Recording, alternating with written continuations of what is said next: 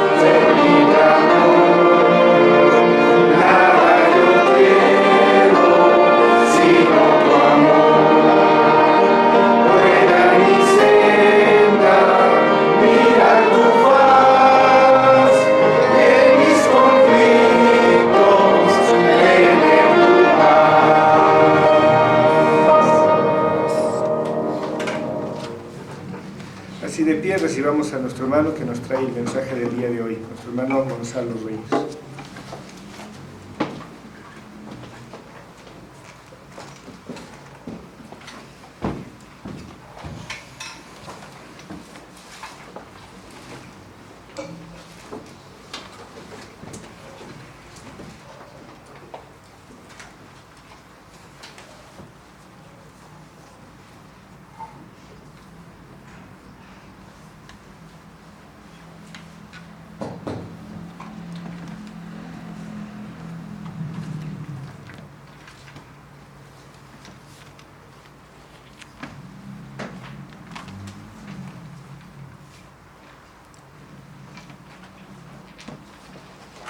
Tenga la bondad de sentarse, hermanos.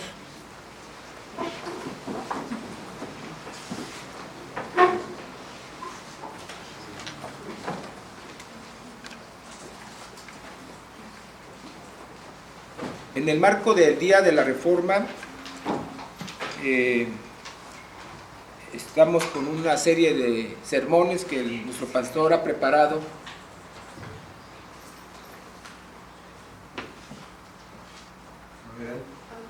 En esta celebración. 507 años han transcurrido de esas fechas en que el Señor tuvo misericordia de su pueblo, y su pueblo, viéndolo a Él, quiso que nosotros nos volviéramos nuestros corazones y volver a su palabra. Si gustan abrir la Escritura, ahora en Colosenses capítulo 1, Colosenses capítulo 1, y leamos juntos el versículo del 15 al 23.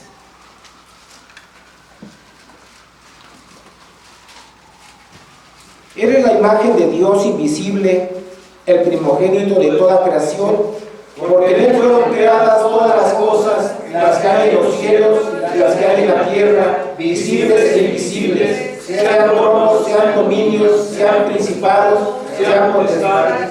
Todo fue creado por medio de Él y para Él. Y Él es antes de todas las cosas, y todas las cosas en Él subsisten.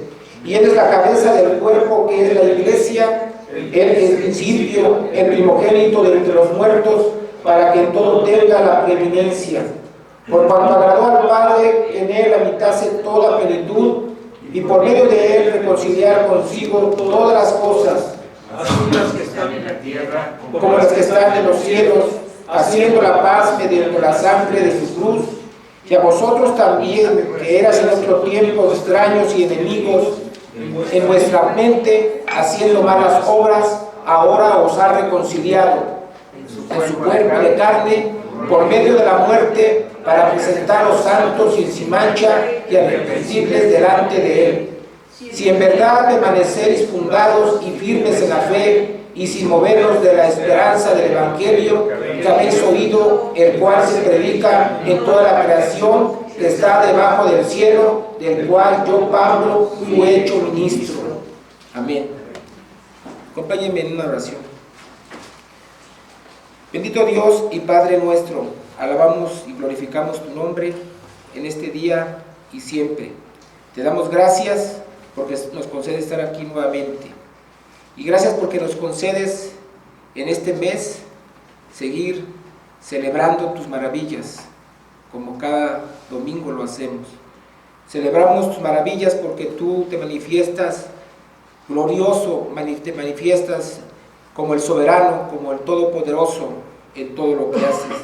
Gracias por tu palabra, gracias porque ella permanece para siempre y tú no nos dejas sin ella. Gracias porque nos has reconciliado contigo, y gracias porque tu Espíritu nos va renovando y nos va transformando hasta alcanzar la estatura del varón perfecto conforme a tus propósitos. Concede que tu palabra sea republicada, que tu Espíritu sea el que hable a nuestros corazones a través de tu palabra. Gracias por nuestro pastor, gracias por este siervo que tú has levantado en esta iglesia, para que Él también nos guíe. Gracias, Señor, bendito seas. Habla a tu pueblo y que tu pueblo escuche, y que no solamente seamos oidores, sino hacedores de tu palabra. Te lo rogamos en el nombre que es sobre todo nombre, nuestro Señor Jesucristo. Amén. En esta celebración, hoy se ha preparado este sermón que lleva por título La vida es religión. En este sermón hablaremos sobre la visión unificada, sobre nuestro compromiso que tenemos. La vida es religión y la Escritura nos llama a vivir una vida integral, porque es lo que la Escritura nos enseña, que debemos vivir una vida integral y no una vida dividida. Para demostrar que la Escritura nos llama a una vida integral, se van a hacer una serie de consideraciones como que Dios es el creador de todo. Hablaremos del reino de Dios y el hombre y su lugar, el lugar que Dios le ha dado al hombre. También vamos a hablar en esta ocasión sobre los problemas del dualismo, porque el dualismo es un problema y cómo el dualismo afecta la perspectiva de la vocación cristiana.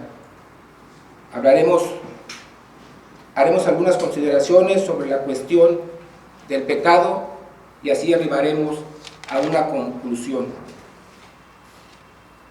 Para introducir este sermón, decimos lo siguiente. Dos palabras han llegado a ser tan comunes en nuestro lenguaje que los cristianos las usamos tan cotidianamente sin darnos cuenta de las implicaciones que tienen en la manera en que vivimos nuestra fe. Estas palabras son, y todos en algún momento siempre estamos haciendo referencia, sagrado y secular. Y las usamos para diferenciar entre todas las actividades que ocupan a la humanidad. Clasificamos algunas de ellas como actividades que pertenecen a la esfera o reino de lo sagrado, es decir, tienen que ver con nuestra relación con Dios y por lo tanto nuestro compromiso cristiano. En otro grupo reunimos las tareas que consideramos son independientes de nuestro compromiso de fe o relación con Dios y a las cuales llamamos actividades seculares. Por ejemplo, entre las actividades que consideramos sagradas o religiosas, que es otro término que usamos, se encuentran la adoración cúltica, la devoción personal, que incluye la lectura de la Biblia, la oración, el evangelismo, así como el ministerio pastoral, misionero u otro que esté calificado por la esfera eclesiástica. Siempre hacemos la distinción entre dos grupos. Todo otro quehacer que no se encuentre calificado por la esfera eclesiástica es considerada como una actividad secular. Las labores del hogar y trabajos como la carpintería, la albañilería, la labor comercial y el quehacer profesional que no tenga relación con la esfera eclesiástica se consideran independientes o neutrales respecto a nuestra profesión cristiana.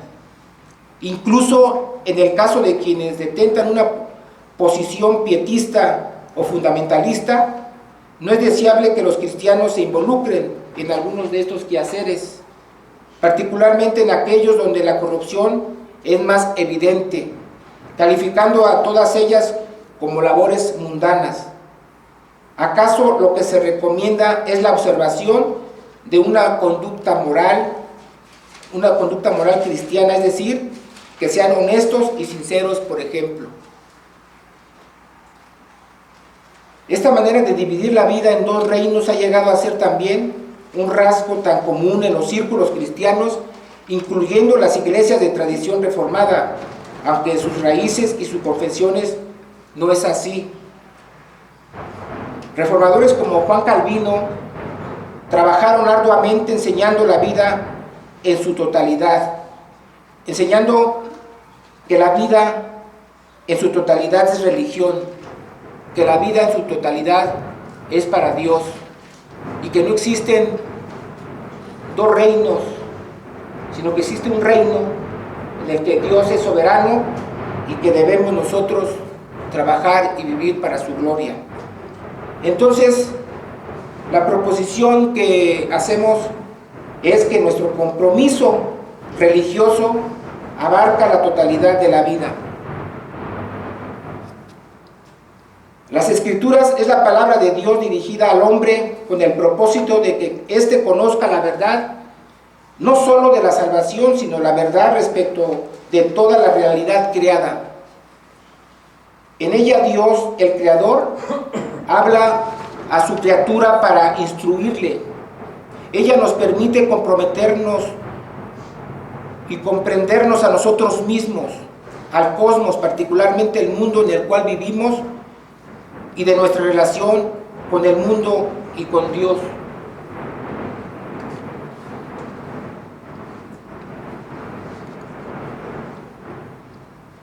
Vamos a hablar sobre lo que implica lo que es una visión unificada de la realidad. Si somos consistentes con la enseñanza de la Escritura, veremos que ellas nos permiten dividir la vida, ellas no nos permiten dividir la vida en dos reinos, porque la enseñanza que en ella recibimos es aprender a ver la vida en su integridad, iniciando con Dios, siendo sustentada por Dios y teniendo como fin último la gloria de Dios.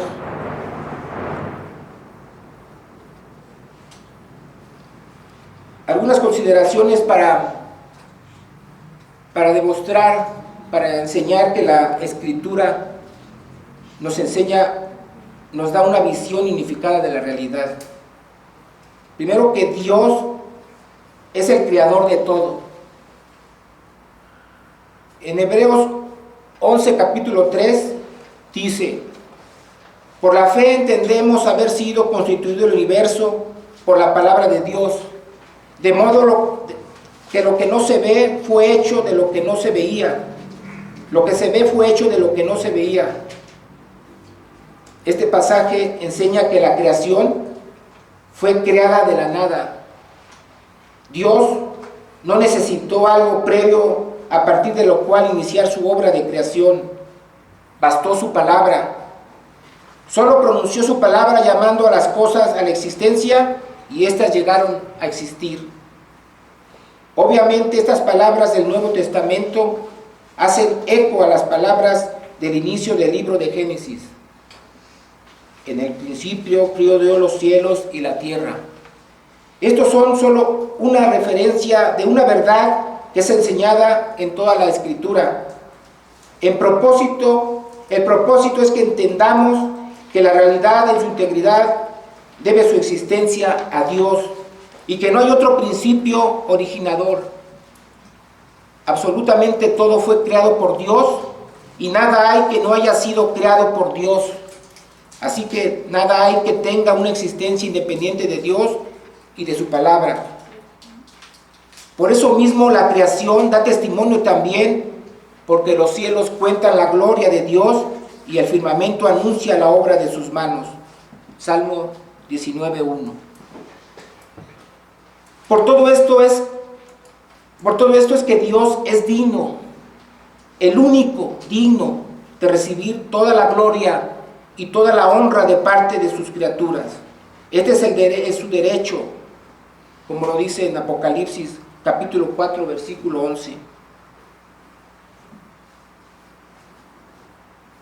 Otra consideración que hacemos es acerca del reino de Dios. ¿Hasta dónde alcanza el señorío de Dios? Teniendo un pensamiento dualista, se suele limitar el señorío de nuestro Dios a solo la esfera de la gracia o de lo religioso o sobre lo natural. Pero esto es una afrenta a Dios, porque Él detenta por derechos de creación autoridad sobre toda la obra de sus manos. Él es soberano, Él es el soberano. Y esto quiere decir que Dios gobierna sobre todo y que nadie, ni arriba en los cielos ni abajo en la tierra, lo puede estorbar, porque Dios dice: esto es mío. Salmo 24:1. Y lo cuida tan minuciosamente como dice el profeta Isaías: levantad en alto vuestros ojos y mirad quién crió estas cosas. Él saca y cuenta su ejército, a todas las llama por su nombre, ninguna faltará. Tal es la grandeza de su fuerza y el poder de su dominio. Isaías capítulo 40, versículo 26. De manera que las Escrituras nos dan una visión de un cosmos creado, sustentado y gobernado por el Dios que lo crió y lo mantiene cada día. Este es el mundo en donde vivimos. Otra consideración que hacemos es acerca del hombre y su lugar. Hemos dicho que la Escritura nos permite que nos comprendamos a nosotros mismos y nuestra relación con Dios y con su mundo. Por citar un pasaje de los muchos que se refieren a este tema, en el libro del profeta Isaías capítulo 45, versículos 12 y 18, en el primero el 12 dice: yo hice la tierra y crié toda ella al hombre. Yo, mis manos extendieron los cielos y a todo su ejército mandé. Y también en el 18 dice: porque así dijo Jehová, que crió los cielos, Él es Dios, el que formó la tierra, el que la hizo y la compuso, no la crió en vano, para que fuese habitada la crió. Yo soy Jehová y no hay otro.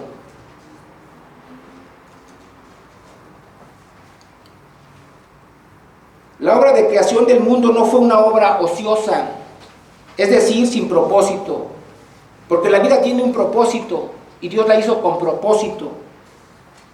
Nosotros como cristianos debemos vivir precisamente con ese propósito.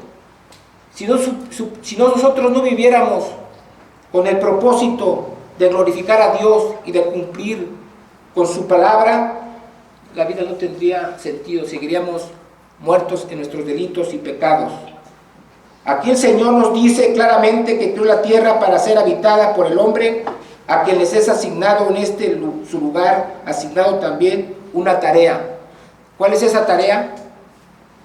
Cuidar y desarrollar la creación, como podemos leer en Génesis capítulo 1, versículo 26, en el capítulo 2, versículo 5, inclusive el número 15. La existencia del hombre claramente se determina por los propósitos de Dios para toda la creación. La humanidad es llamada a servir a su Creador en el ejercicio de su vida íntegramente. No hay ninguna parte de su vida que no esté calificada por la relación creador-criatura.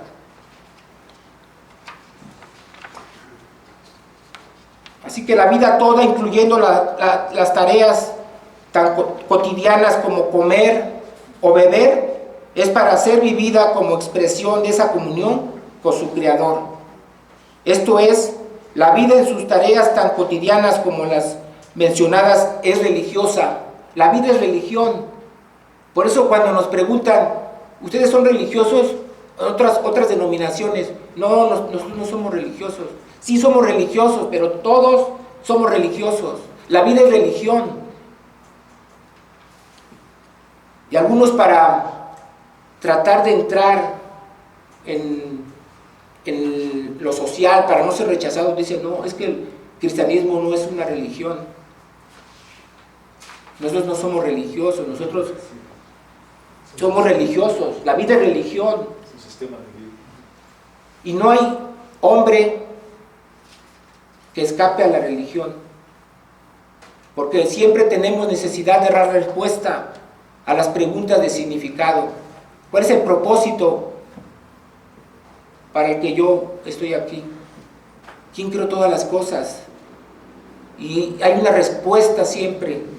El hombre, por su religiosidad, da respuesta por fe a todas ellas.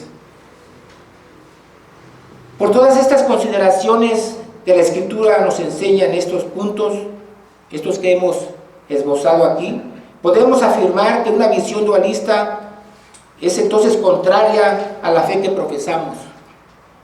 que produce en nosotros una visión distorsionada del servicio que debemos a Dios, como a continuación veremos. Así como segundo punto vamos a hablar del problema del dualismo. Una visión dualista es un problema porque trastoca una visión unificada de la realidad como la que hemos esbozado en lo dicho anteriormente, afectando por lo mismo el testimonio cristiano. Por eso nuestros hermanos en la Reforma, que estamos precisamente recordando en este mes,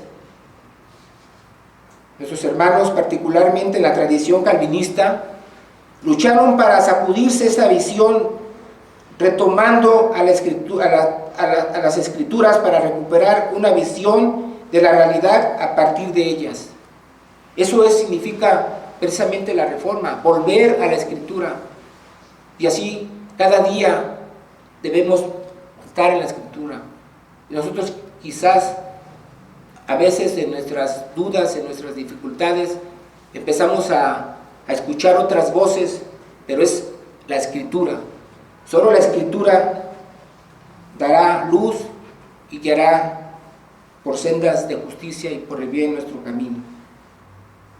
Siguiendo esta lucha, el movimiento reformacional levanta la voz para manifestar que las iglesias reformadas necesitamos volver a ese principio también, toda vez que muchas veces el dualismo hizo acto de presencia una vez más en nuestras filas, influenciando nuestra visión de la realidad y afectando nuestro servicio cristiano, haciendo que nos conformemos a vivir una vida dividida y limitando la expresión de nuestra fe a la esfera cultica y la devoción privada, dejando de lado la plaza pública.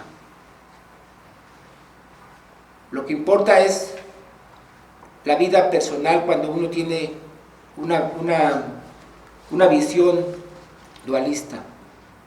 No me interesa más que yo edificarme, ir a la iglesia para crecer moralmente y cada quien que se rasque con sus uñas. Pero una visión dualista, una visión integral nos lleva a tener interés por toda la creación, por todas las áreas, y en todas nuestras áreas, en todas las áreas de la vida, manifestar nuestra fe y los principios del cristianismo. Ciertamente no es fácil,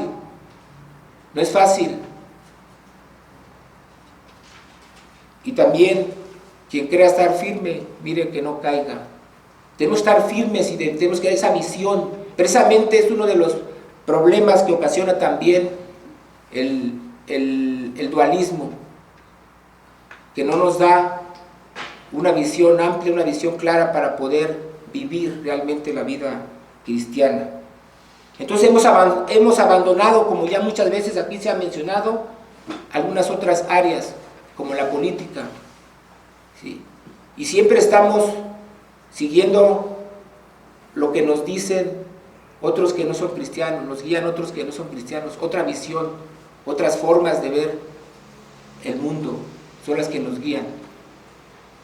Y a veces cometemos el error, y a veces no nos damos cuenta, porque también hay errores que se cometen, o actos que se cometen de mala fe, porque son mala fe, porque uno a sabiendas de que eso está mal, uno las hace, pero hay otros que las cometemos por error o por no tener una visión de las cosas. Entonces, a veces sin darnos cuenta, pedimos por un gobierno o por una forma, hacer ciertas cosas que no traen bendición ni para el pueblo ni para uno. Entonces, pero ¿por qué hemos dejado esas áreas, esas otras actividades? Esta forma de ver y actuar no es escritural, por lo cual llama a sopesar los espíritus. El apóstol Juan nos llama a sopesar los espíritus en la primera epístola, en el capítulo 4, versículo 1. Los espíritus que dirigen nuestras vidas y buscar ser transformados, reformados por medio de la renovación de nuestro entendimiento para que comprobemos cuál es la voluntad de Dios, agradable y perfecta, como se expresa en la epístola a los Romanos, en el capítulo 12, versículo 2. Entonces, el dualismo es un problema. ¿Por qué el dualismo es un problema? El doctor Van der Waal responde a esta pregunta diciendo: el problema fundamental del dualismo es que da carácter estructural a la antítesis religiosa entre la obediencia y la desobediencia a Dios. Una parte de la creación es considerada buena por naturaleza, en tanto que la otra se estima como menos importante o incluso mala por naturaleza. Esto quiere decir que al pecado solo le da un carácter ontológico, como si el pecado se tratara de un defecto o una deficiencia en la creación misma, haciendo que algunas cosas sean inherentemente buenas, en tanto que otras son consideradas de menor importancia o inherentemente malas, por lo cual los cristianos no podemos participar en ellas.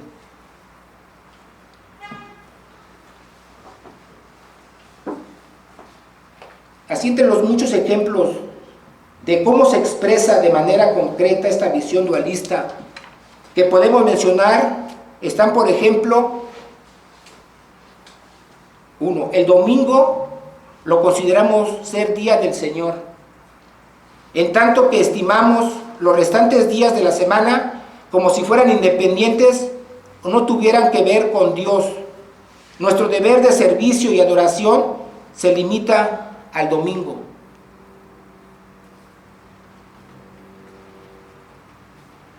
2. Ciertas actividades como el comer la cena del Señor se estima como algo santo, pero el comer y el beber cotidiano no las estiman como actividades santas en las que también somos llamados a tomar en cuenta a Dios. Comer también es una actividad que debemos hacer para la gloria de Dios, en la que Dios juega mucho, un papel muy importante.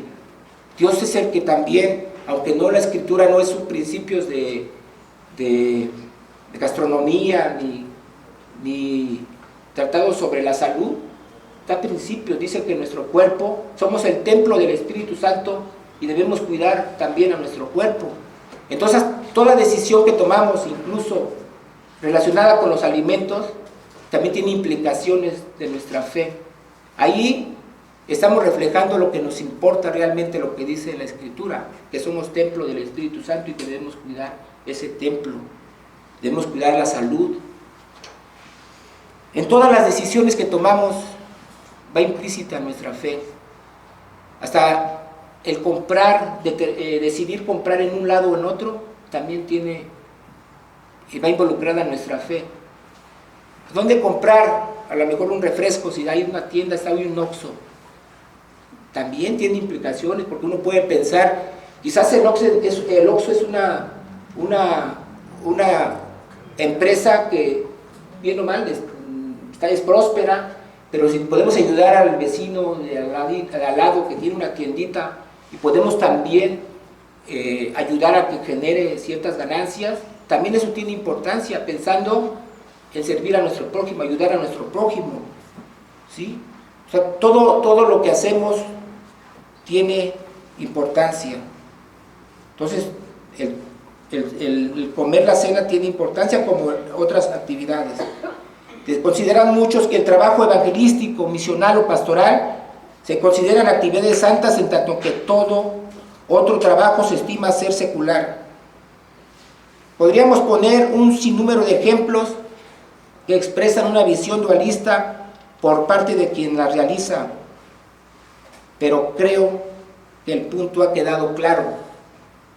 Por ejemplo, también, ahorita recuerdo, yo cuando conocí del Evangelio, a mí me faltaba todavía terminar mis trabajos de escuela, por ejemplo, titularme.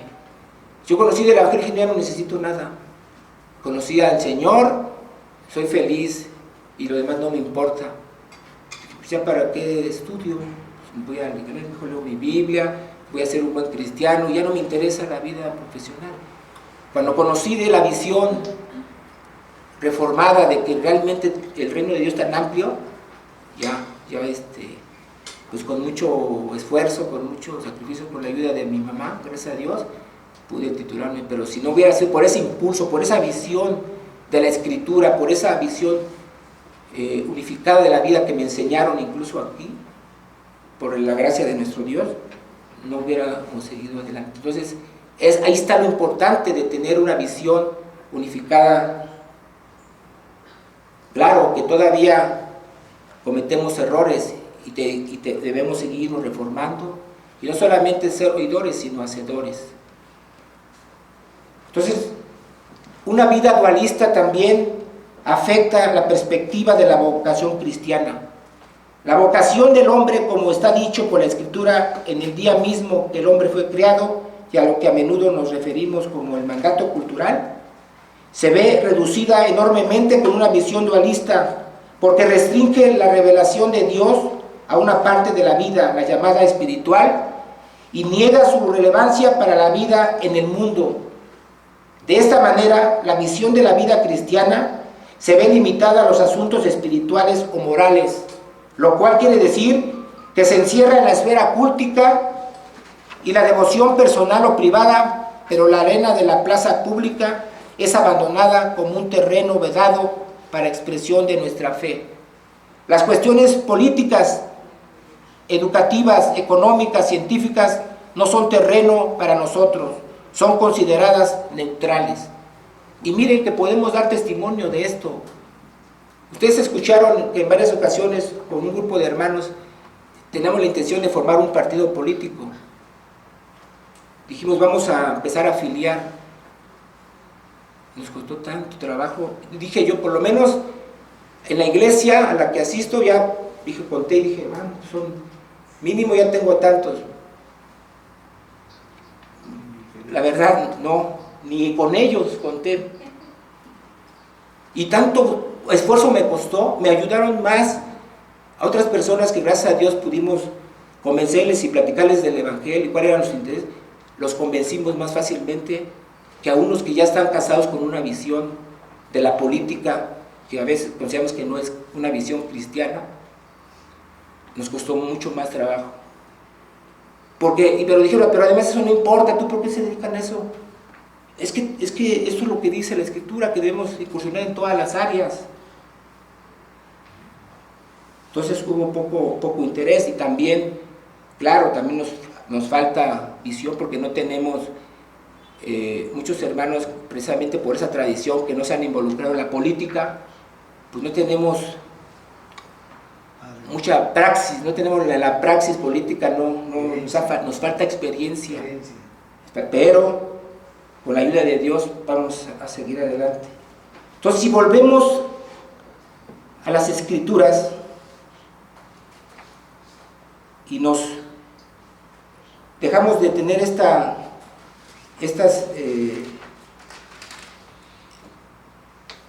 visión dualista, y escuchamos a Dios, las cosas cambiarán. Porque esta forma de enfocar la vida cristiana ha hecho que la iglesia de Jesucristo se haya vuelto irrelevante para el mundo, o para decirlo en otras palabras de nuestro Señor mismo, la sal ha perdido sus propiedades y ya no sirve más para salar a la que deberá ser luz para alumbrar a quienes están alrededor. Se ha escondido debajo de un almud. Si volvemos a las Escrituras, entonces veremos que ellas nos enseñan de la bondad de toda la creación. En la conclusión de la obra de creación, escuchamos a Dios mismo decir, con plena satisfacción de la obra de sus manos, y vio Dios todo lo que había hecho, y he aquí era bueno en gran manera. Y fue la tarde y la mañana del día sexto. Génesis capítulo 1, versículo 31. Y aún después de la caída, Dios mantiene su derecho sobre ella y la sustenta, la gobierna y la dirige, y ha redimido un pueblo para que retome el lugar que perdió, para volver a la creación, a sus propósitos prístinos. Salmo 24. La Reforma volvió a colocar a la creación en la mira como el teatro de la gloria de Dios y el escenario para el despliegue de nuestro servicio. Algunas consideraciones sobre el pecado, como punto 3. Si el problema no es la creación misma, ¿cuál es entonces el problema? El problema es el pecado que no es intrínseco a la creación, ni siquiera al hombre, porque si así fuera todo esfuerzo por mejorar la situación del hombre y la creación, sería imposible. El pecado es espiritual, es un cambio de orientación en el punto de concentración de toda nuestra vida, que es el corazón. Por eso también es definida como la antítesis religiosa entre la obediencia y la desobediencia a Dios. El pecado pues no está en la creación. Las cosas no son malas en sí mismas, sino que se encuentra en el corazón rebelde del hombre que renuncia a la comunión con su Creador y a someterse a su palabra. Esta idea está expresada en nuestro Catecismo Menor de Westminster al responder la pregunta 14. ¿Qué es el pecado? Responde: el pecado es la falta de conformidad con la ley de Dios o la transgresión de ella. El pecado se asiente en el corazón del hombre como una fuerza directora que da orientación al todo de la vida del hombre, por lo que todo lo que piensa, dice y hace es pecaminoso, porque expresa su rebeldía contra Dios su Creador. Entonces, ¿cuál es la solución? La solución y la respuesta a esta pregunta la respuesta viene de Dios mismo. O sea, la solución la da Dios mismo, porque el hombre no tiene la capacidad por sí mismo para resolver el problema, porque él mismo está muerto en delitos y pecados. El hombre no va a resolver los problemas de la humanidad. Los problemas no los vamos a resolver nosotros los cristianos. Es Dios quien su misericordia envía a su Hijo unigénito para acabar con el pecado y reconciliar al hombre con su Creador, restablecer la comunión original. En Cristo el hombre y toda la creación son restauradas y el pecado y la muerte son conquistadas. Esta es la esencia del Evangelio que predicamos. La esencia del Evangelio es la reconciliación, y la esencia de todo el quehacer profesional debe ser esa: reconciliar todas las cosas con Dios, en todas las áreas, en la economía, en la esfera jurídica, en la ética, en la biótica, en todas las esferas, reconciliar todas las cosas con Dios. La obra de redención en Cristo se extiende más allá de la salvación de los individuos para incluir la renovación de toda la creación. No se trata simplemente de ser mejores personas, se trata de en comunidad reconciliar las cosas con Dios. Se trata precisamente de eso, es en servir en el reino. La gracia de Dios en Cristo, en consecuencia, ciertamente salva a los individuos, pero también apunta a la restauración de la creación y la conducción de la historia hacia el destino al que siempre estuvo destinado. Por eso el apóstol Pablo escribe, diciendo que la creación misma gime, esperando la manifestación de los hijos de Dios. Hay un problema político, pues está ahí gimiendo, se está gimiendo en esa área. Están esperando a los cristianos que vayamos a redimir, a reconciliar. Que la economía está gimiendo también esa área. Los cristianos, ¿dónde estamos? En la industria, la empresa, nos están esperando.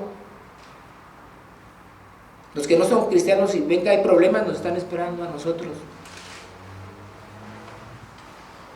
porque los que han sido reconciliados tienen ahora el misterio de la reconciliación, para que así como por culpa del hombre la creación fue sujeta a vanidad, así por su reconciliación el hombre traiga alivio a la creación que ha sufrido a causa del pecado.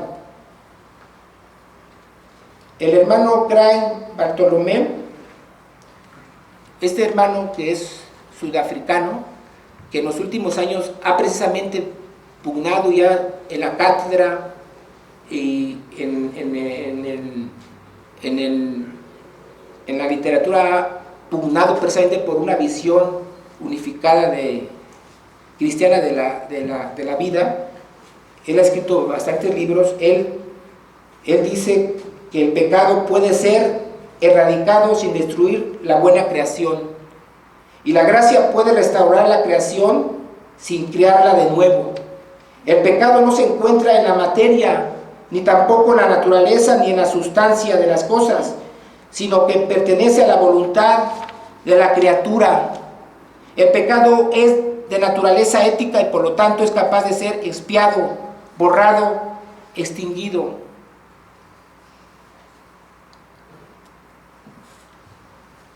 Así, después de lo que hemos dicho, de lo que hemos hablado, que es lo fundamental que nuestro compromiso religioso abarca la totalidad de la vida, que la vida es religión, que una visión dualista no es cristiana y va en contra de esto que la Escritura nos enseña. El mal que hace el pecado, de todo lo que hemos dicho, podemos concluir que hemos aprendido de la Escritura que el Dios que se revela en ella es el creador de todo, porque se debe confinar el servicio que le es debido por sus criaturas a la esfera cúltica. ¿Por qué se debe confinar? ¿Por qué debemos creer o por qué debemos dedicar nuestra vida cristiana solamente a la esfera cúltica o al devocional privado? Si Dios es soberano, es nuestro deber proclamar e implementar en la praxis ese principio, porque la vida es religión. Si el comer o el beber o incluso hasta el dormir, cualquier otra cosa de la vida cotidiana tiene como fin último la gloria de Dios, ¿por qué no lo hemos hecho? Desde el punto de vista de la Reforma, no está en juego la existencia de la iglesia institucional solamente, sino la vida misma. Podemos terminar, como lo hace en ese sermón nuestro amado pastor, citando a Abraham Kuyper: la esencia de la religión cristiana consiste en la realidad de que la creación del Padre, arruinada por el pecado, es restaurada por el Hijo de Dios y recreada por la gracia del Espíritu Santo en un reino de Dios. También con las palabras de Van der Waal: una de las características distintivas de la fe reformada es que el compromiso religioso de uno no se debe confinar al devocional personal o a la vida eclesiástica, sino que uno debe influenciar la sociedad. Este es precisamente el llamado que se nos hace a vivir de manera integral la vida cristiana. Es un llamado que se nos hace a todos y es una llamada del Espíritu Santo a nuestros corazones, a todos, principalmente y en primer lugar al de la voz también, porque el Señor habla y es lo que buscamos, que el Señor hable en su palabra y que seamos tocados y que nos comprometamos con Él a servirle por amor a su nombre y también por amor a nuestro prójimo, y que recordemos y que vivamos siempre con esa consigna: Solo a Dios la gloria. Que Dios los bendiga, hermanos. Vamos a orar. Bendito Dios y Padre nuestro, te damos gracias por tu misericordia, gracias por tu bondad, gracias porque tu palabra permanece para siempre, gracias porque tú a través de ella nos hablas. Ciertamente somos hallados faltos, Señor, porque no hemos hecho lo que debemos hacer, Señor. Ayúdanos, guíanos con tu Espíritu Santo para que cumplamos con ese compromiso, con ese llamado de vivir la vida integralmente y que no llevemos una vida dualista, considerando que solamente una parte del reino a ti te corresponde. No, para ti es todo, Señor, porque todo lo creaste y todo te pertenece. Ayúdanos a reconocerte en todo lugar, en todo momento. También en todas las áreas, que tu pueblo se manifieste y que cumpla con el mandato cultural. Ayúdanos, Señor, y perdónanos y ayúdanos, porque sin ti nada podemos hacer. En el nombre que es sobre todo nombre, nuestro Señor Jesucristo. Amén. Amén.